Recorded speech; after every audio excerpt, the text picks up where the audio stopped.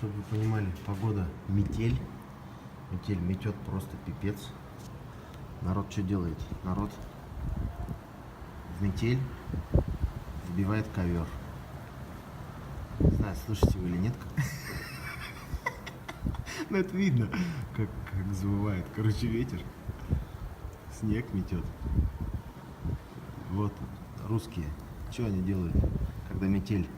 Думали, дома сидят? Нет. Они ковры выбивают. Ништяк.